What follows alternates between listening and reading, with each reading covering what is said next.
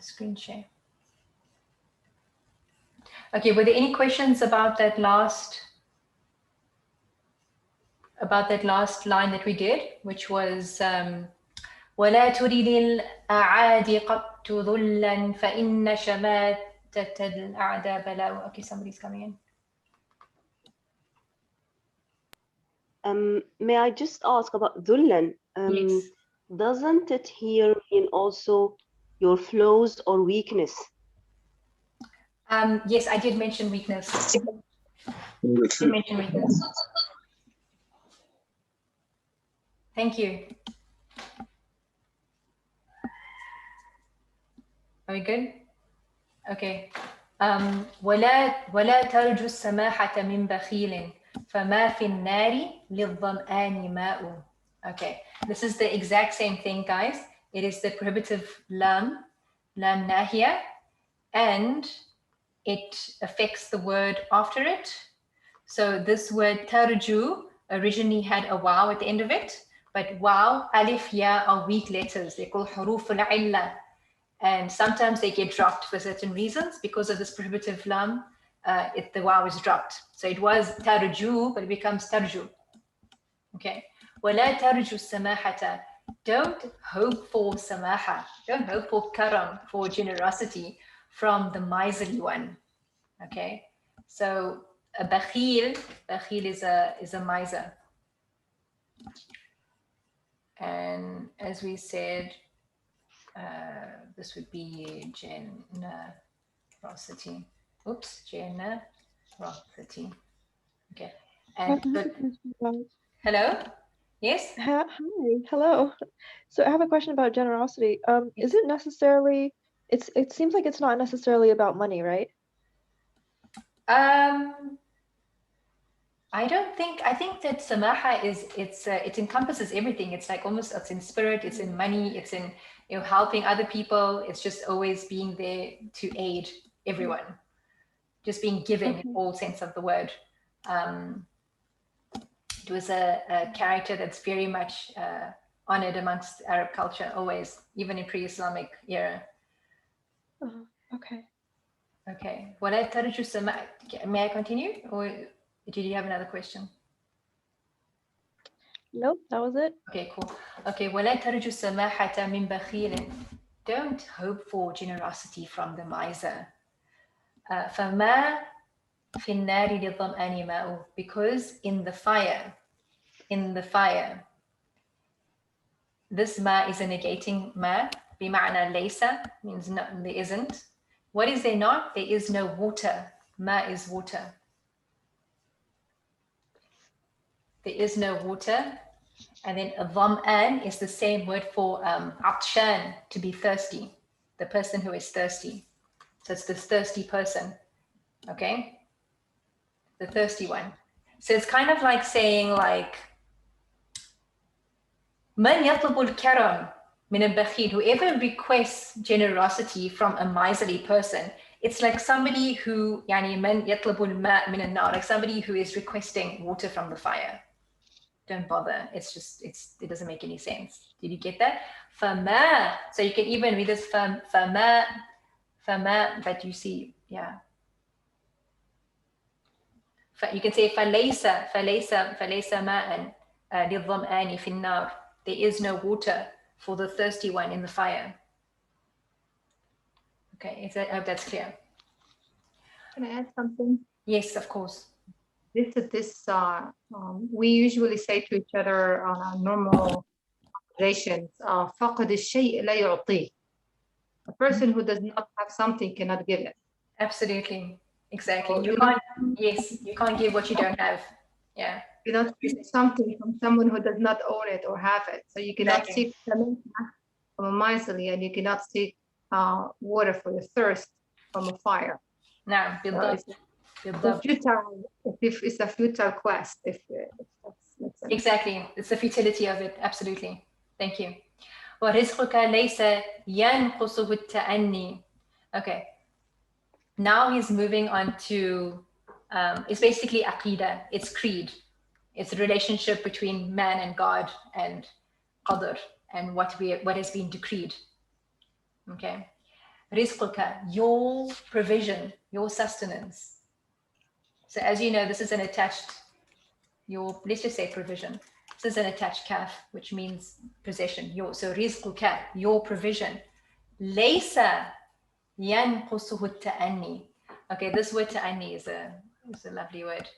Ta'anni is, you could say tamahal in Arabic, which is like to be very measured and deliberate in the way that you do things.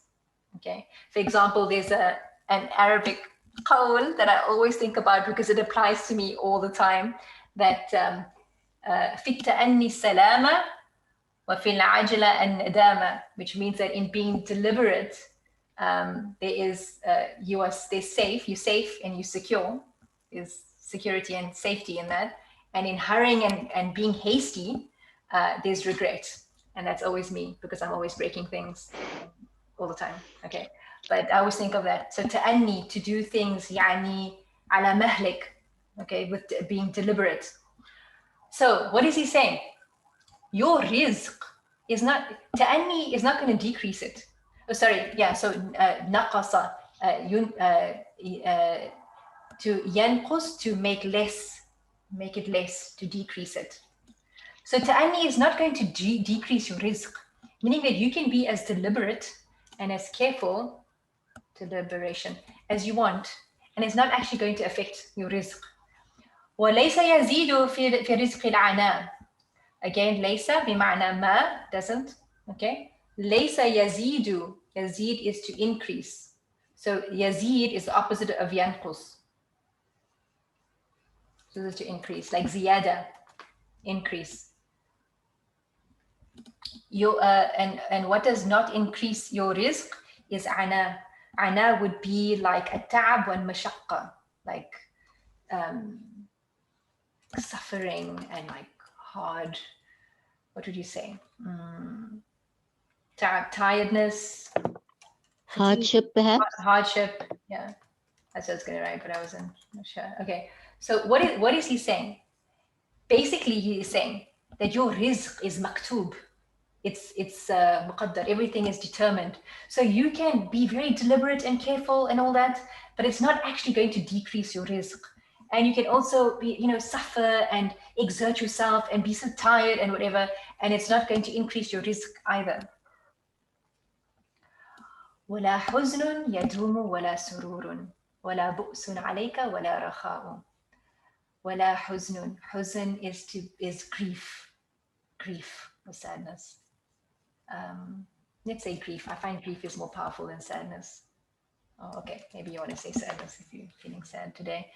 Yadum from da'im, to be perpetual, ongoing, forever. Let's say ongoing, maybe perpetual. And then you have surur. Surur is the opposite of huzn. So we could say happiness. If you would like to have a more posh word, we could say felicity.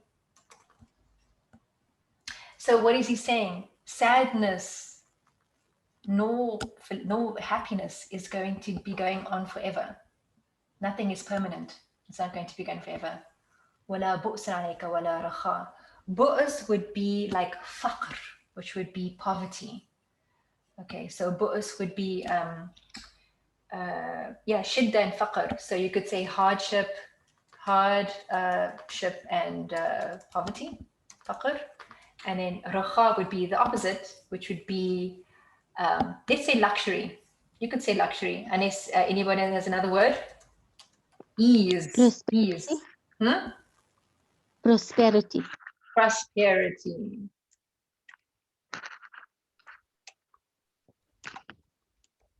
Prosperity. Okay. So he's saying grief or sadness, nor happiness is going to last forever. It's not going to be ongoing, nor will poverty and nor will luxury.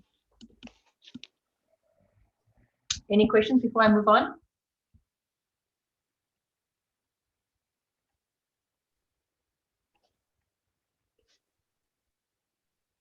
Okay. إذا ما كنت ذا قلب قنوع. Okay. Now we've come across many ma's, And the ma's that we come across all mean what? Anyone? ما نافية. Indeed. I'm just checking if, did I actually press record? Yes. Yes, Anne. Okay, good. So the last time I forgot. Kind of forgetful like that. Okay. Yes. So we've done all ma nafiyas that it doesn't. Ma bima'na laysa. This ma is not that ma. This ma is actually ma zaida, which I never understand. But sometimes the Arabs put in things that are just there because they are just extra, and I have no idea why. Often this ma is found after either and when. So this does not mean not. It just pretend it's not there. Okay. Zaida. It's extra. Sorry? Can also mean لم. Sorry, لم. إذا لم تكن. No, in this situation, this ma does not have a negating meaning at all. It's just zaid. Because what we want to say is إذا كنت ذا قلب قنوع. That's what we want to say. If you are a person who is a possessor of a qanu' qalb. So Almost pardon? Pardon? it comes to me as indeed rather than negation. فما يغني indeed. No, I'm saying that this ma is not a negation. It's just zaida. It's zaid. It's not a negation. If I it sounds like more like affirming a fact. Indeed, so and so and so and so, rather than a negation. From what my teacher said, it doesn't meaning of indeed. It just said that it typically comes after إذا ما كنت ذا قلب قنوع. If you are a person, if you are somebody. So by the way, ذا بمعنى with. Hope you can read that. صاحب, صاحب, possessor of. Like you would say, هو ذا عقل, like he's a possessor of intelligence. It's basically saying he's an intelligent person. Okay, هو ذا كرم, he's a possessor of generosity. He's a generous person. ذا قلب. So this is a صفة موصوف. This is a adjectival phrase. قلب قنوع. So it's somebody. Yes, hello. Sorry, I just had a quick question. Is this then the قلب قنوع? Is that all of that going to be خبر of كان? Here, no, it's not. Okay, that's the grammar. Can we come back to that? It's a bit of a grammar divergence. I'll come back to that. I can tell you, but I was told by somebody, don't focus on the grammar because it can make people overwhelmed with actually digesting the poetry, because then they're not going to get the flavor because they are focusing on too much. It's like mufradat, vocabulary, and then what's this poet trying to say, and then the vocabulary. So I'll come back to that question. Let me just get the fikra kamila. So qalb is heart. Qanur is to be content. It's content. But this is interesting because this is on sirat al-mubalagha. He could have said qani', just like you get, for example, rahim, we have rahim. No. Well, yeah, that's also like mubalagha, but I'm trying to find the same wazn. Fa'ul, wadud. Anyways, but this fa'ul, qanur is mubalagha. It's like extremely, it means it's just more, it's more emphatic in meaning. Okay, so if you have a content heart, so إذا ما كنت ذا قلب قنوع, if you are somebody who has a contented heart, right? Then what is the result of that? فأنت ومالك الدنيا سواء. Then you and the possessor of the dunya, possessor, malik, the one who owns, the possessor of, this is an idafa construction, by the way. So the owner of the dunya, sawa, are the same. If you have a contented heart, then you and the owner of the dunya are the same. Okay. To answer your question, you asked me about that Sumayya. The ta here is the ism kana fi mahali raf, and then this whole thing would be in the state of like fi mahali nasb khabar kana. It's not going to be an individual word, it's going to be the whole thing. Because this here is an idafa construction, as in an individual thing. right?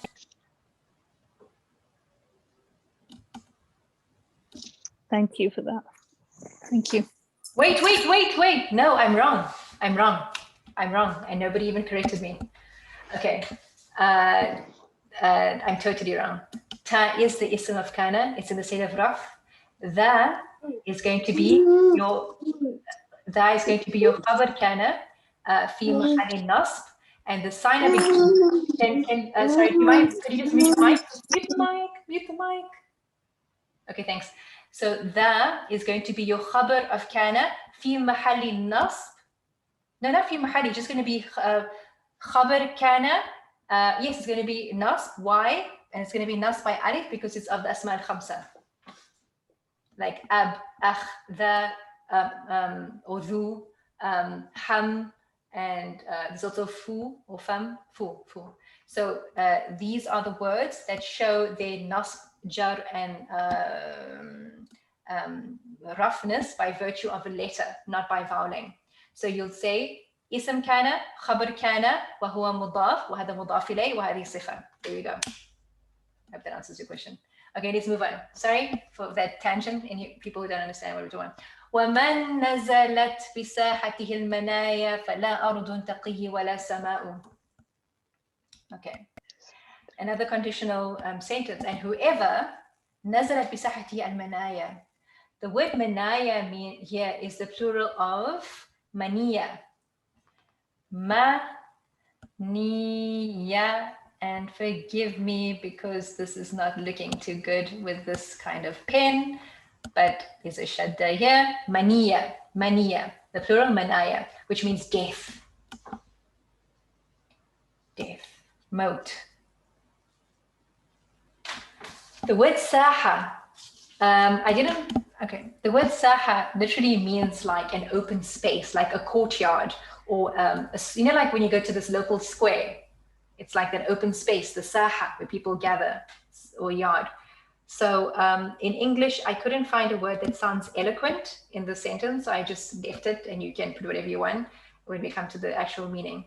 So when nazalat, to descend upon, nazalat, as you can see, this is feminine, nazalat, because manaya as well, it's a feminine word. So it's like saying, and whomever, when death descends upon his saha. This ha goes back to man, whomever. I hope you are with me. So whoever upon whom death descends, not upon whom, upon whose saha death descends. So how would you say saha? Like upon, I've seen a poem, a translation of this poem, and it sounded very weak. So maybe you can come up with a better word. But mustn't we here focus on the meaning, because it has no meaning here for me, bisahati, because what it's meant is that if it is your time. Yes. Wait, so you're asking about the individual word or about the actual ma'na? What it's meaning is that wherever your space, the place that you are at, whenever death comes upon you, upon your space, okay, that's this shutter. Then the second shutter is saying, now what happens when that happens? When death comes upon your saha, upon your space, the area in which you are in. That's how I understand it. He's saying that when death comes upon the space or the area that you are in, that is your saha, okay? فَلَا أَرْضٌ تَقِيهِ وَلَا سَمَاء. Then the earth nor the sky will not protect him. The word taqi from wiqaya, yahmihi from himaya, protect, wiqaya, to protect. So it's saying that when death descends upon that person's saha, his space, where he's at, the earth nor the sky will protect him. Is everybody with me, or are there any questions about that? So this is also, like we can see, conditional. Whoever, then the result, what is? فَلَا أَرْضٌ تَقِيهِ وَلَا سَمَاءٌ. You got that? That structure? Yeah, I have a question. Is here the earth and the sky like an analogy for like anything of creation? Like it's kind of like saying like nothing in creation can help you. Yes, probably.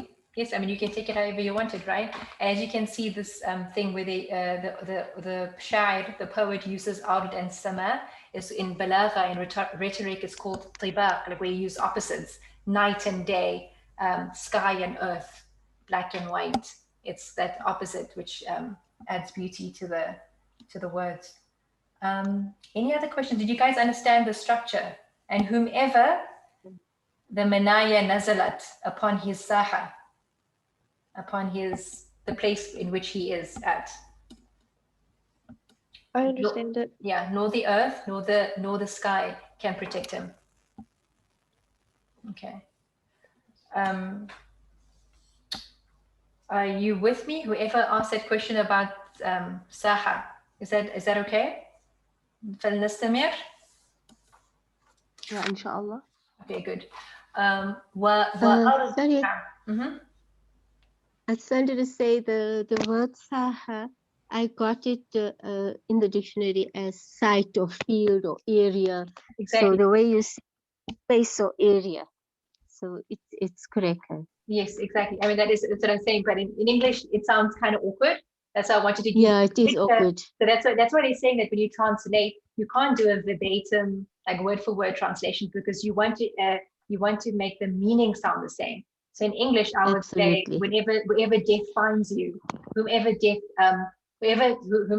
stumbles upon, right? Because we wouldn't say in a space in English. It sounds awkward in English, but that's the meaning. So in Arabic, what it is, but then you interpret it in your mind in English as you would. And everybody's interpretation might be a bit different, right? وَأَرْضُ اللَّهِ وَاسِعَةٌ وَلَكِنْ.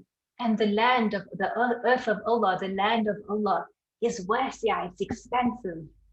It's expansive and wide. وَلَكِنْ but إِذَا نَزَلَ الْقَضَاء ضَاقَ الْفَضَاء. However, but نزل القضاء, when the decree descends, ضاق الفضاء. So ضاق, same thing, we have tibaq, it's opposite. ضاق is the opposite of wasi'ah. Wasi'ah, expansive and open and vast. ضاق, to be constricted. Okay. Now the word fada, it could be like, again, open space, also like an expansive area. So what is it saying?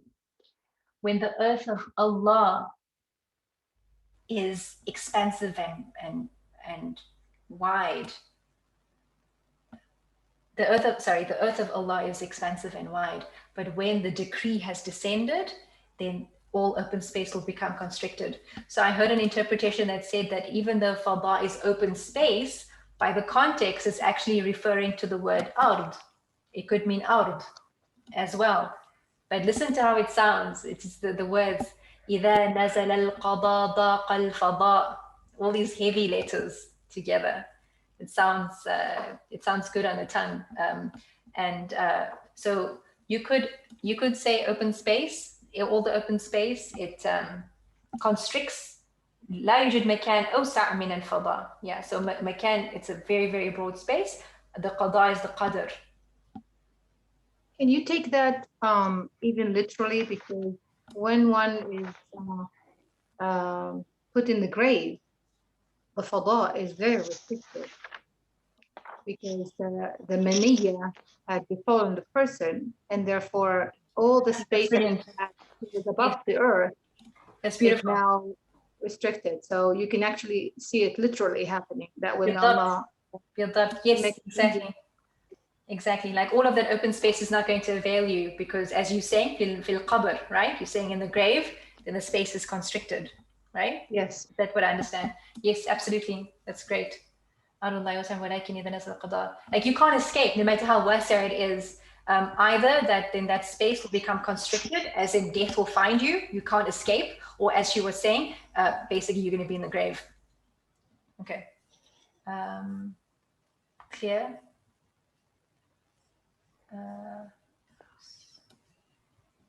And here we are at the end.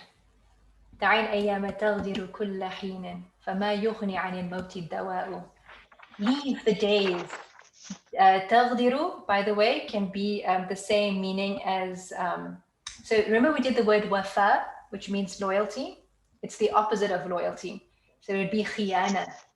Khiyana, which would be kind of like betrayal or treachery. So leave days to be treacherous كل حين, in all the time, in all moments, and very often. It's something that's frequent, where the ayyam, time, the passing of the days, life, its happenings, it's deceptive, it's betrays you, it's treacherous. فما يغني عن الموت الدواء. So this can read فما يغني الدواء عن الموت. Yughni is to, like, in this situation, we could say you feed, like to benefit. Yughni can also mean to enrich, like Allah is al-Ghani, the one who is free of all need. Yughni is to, like, you should say you feed, to benefit. Okay. This ma is also a laysa ma. It means not. Okay. Ad-dawa, as you know, means a remedy or medicine. Okay, so no remedy will avail you, will benefit you from, or when it comes to death, from death. Nothing is going to help you. Nothing is going to avail you from death. تعي الأيام تغدر كل حين فما يغني عن الموت الدواء. So, as you can see, it's just, this is the qadr of Allah. Let life do what she has to do, and don't be concerned about it, because it's all decreed anyway. Do we have any comments? I just wanted to say something here to make a point. This was clear, yeah. I wanted to go back to, where are we? Okay, huznun. As you can see, huznun and sururun and nakira, they are indefinite, which adds to the meaning of any huzn. Okay, so it's like any grief or any happiness. It almost makes it more open and inclusive. Whereas if it was specific, it wouldn't have that meaning. So as you can see in the first section, it's more like nasiha, advice. لا تجزع, don't be anxious about the passing of time. And then it moves on to like this whole discussion of basically qada and qadr and death. Do you have any questions? Because we are basically at the end of time. I just noticed now. I apologize. Any questions or comments or anything? Can I comment on what you just said about al-jaza' wal-huzn? Yes. When you first read the first bait or the sab, I thought about al-jaz', and I remembered the ayah in Surah Ibrahim. I believe it's سواء علينا أجزعنا أم صبرنا. And like you said, al-jaza' is the opposite of sabr. But then later on, I saw the word huzn. And when I looked up jaza', it actually said that huzn is more specific and huzn is more general. The jaza' is more extreme in its severity in comparison to huzn. So it kind of like connected those two, that I don't think he just used huzn without knowing that it wanted to mean it for huzn and jaza' where it should be jaza'. Because in the beginning he says jaza' and it seems that he was more specific to something, and huzn later on was more general. Right. Yeah, I was just noting the balagha point of why a poet would choose to make something nakira or ma'rifa, because it's just that the nakira-ness of it just yani tufidu al-umum, like it makes it more open and general. But yeah, I mean, you could interpret it as you like.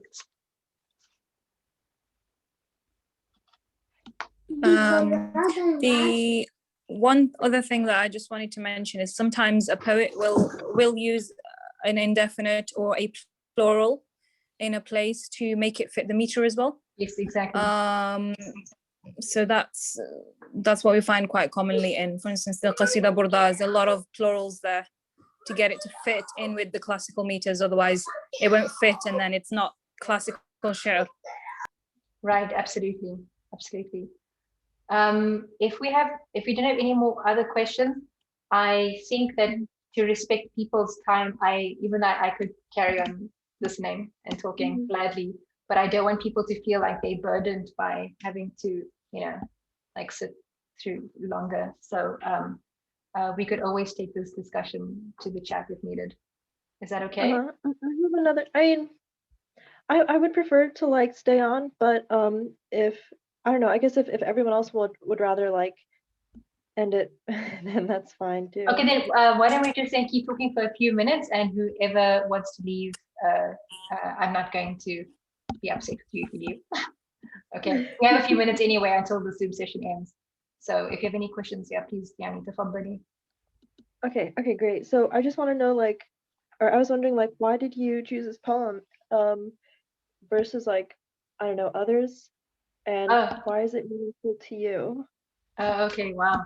I guess that there are many poems that I love, and I'm looking at different eras. And last week we did a poem that was fairly contemporary because the poet, he passed away in 1932. And Imam al-Shafi'i is renowned for his poetry. So it's almost like a no-brainer to choose from him. But there are an array of poems that I have stashed, and this is one of the ones that I find very beautiful. It's there wasn't anything specific about it that I found extraordinary, but there are many of Imam Shafi'i's poems that really touches me because of the flow, how it brings you back to, it's very principial. I just love the way his language flows and also his metaphors. Yeah. But don't worry, I'm gonna be covering an array of genres. Awesome. So I have another question, which is a little bit out of left field, might not be totally related to like the class, but it's kind of about like predestiny and how to apply that, right? So one of the lines says, وَرِزْقُكَ لَيْسَ يَنْقِصُهُ التَّأَنِّي, right? وَلَيْسَ يَزِيدُ فِي الرِّزْقِ الْعَنَاءُ. So when you go to apply this, right, part of it means like to not worry so much or to not stress out over, feeling like you're supposed to be in control or things are supposed to be another way, right? But yeah, like how do you do you want to talk about that or what? Well, I'm not an alim in any way or form, but what does come to my mind when I read this bait is Ibn Atta'illah when he says to not become attached to your deeds. So you just do things with a good niyyah and for the sake of God, but don't rely on yourself because nothing is you. Any good that you have is a gift, and don't like sit and keep measure and think that I'm responsible for this. So as Ibn Atta'illah says, just do it, just do things and don't become attached to your deeds. You just put them up over there and then you just move on. That's how I see it. Yeah. Allahu a'lam. Okay. Are we good? Any other comments before we close? I've missed the beginning of the class, unfortunately, because of unexpected visitors. So I do apologize for joining the session late. And I was actually looking forward because I'm a big fan of الامام الشافعي and especially this one. So I just want to ask, so was the theme of the poem الرضا بقضاء الله, is this the theme in general? That's what I would say is that, I mean, you can interpret it as you like. I think that's the whole beauty of it. But what I understand is that don't be so obsessed or concerned with the happenings of life, that ultimately everything is up to God. It's determined, and you do what you have to do, and know that you cannot escape death. It's all determined. So, but however you want to summarize in marhaban. Okay, shukran. Is there a title for this particular share? I've just found it as الايام تفعل ما تشاء. Often the titles are just taken from the first shatr. Oh, shatr, okay. May I just also ask about something? Yes, sure. I'm not quite sure. So when it's basically a comment, it's not in a question. Sure. So you read it like دع الأيام تفعل ما تشاء وطب نفسا إذا حكم القضاء. I think in Arabic we do not read the last haraka on the last letter of whatever sentence we are reading. We do in share. We do in share. Absolutely, we do in share. And that's why even, yes, it depends on the wazn. It depends on the, and actually Sumaya would be able to comment more about it. Yeah, I would agree. In Sha'r, they definitely do read the last one. It depends on what kind of qafiyah it is, but they do read the last one. For example, sometimes you have a sakin. Sorry, this is going to cut in about 2 minutes and 40 seconds. In Qasidat al-Burda, I just popped into my head, for example, where it's supposed to be ana umara because it's mamnu min as-sarf. They say ana umarin because it's for the wazn. You have to do like طب نفسا إذا حكم القضاء فما لحوادث الدنيا بقاء. You have to keep the wazn. And that's why sometimes they have a lot of ضرورات الشعر. Yes, so they have a lot of dispensations, right? That they can do. It depends. So you have it's called like poetic license. You can do whatever you want to make the wazn fit. So that is how it works in Sha'r. Yeah, just one last thing, please. I know it's almost time, but I don't think this is maybe wasn't, but it's not ضرورة شعرية. I think the line where it says فإن شماتة الأعداء بلاء, because it's supposed to be أعداء. That's ضرورة شعرية. What they call it, poetic necessity, so that the flow can go well. But I don't think the last one is ضرورة شعرية. I doubt it. It's more about wazn. Okay, it's more about how to read it more than anything. ضرورة الشعر would be a poetic license that you can take. Maybe, for instance, فعل رسل, instead of saying رسل, you might say رسل, and that's allowed because it's one of the lahja. But as far as reading that, you have different types of qafiyah, and it depends if it's got a sakin on the end, in which case you would read it with a sakin, or in this case, Ustadha was reciting it the way she was reciting it. It's going to cut any second. I just wanted to say that it's going to cut, and that everything that I've mentioned today has been double checked with scholars in Egypt and in Mauritania. So definitely there is, this is how it's read in Sha'r, depending on the wazn. But I just wanted to, before we go to say Subhanaka Allahumma wa bihamdika ashhadu an la ilaha illallah astaghfiruka wa atubu ilayk. I just wanted to end off with some dua. So I had to mention that, and it's going to cut, but I feel free to say whatever you want on the chat group. And thank you so much for your time. Thank you for coming. May Allah bless you, and have a good night, day, wherever you are in the world. Okay. Assalamu alaikum. Assalamu alaikum. Assalamu alaikum.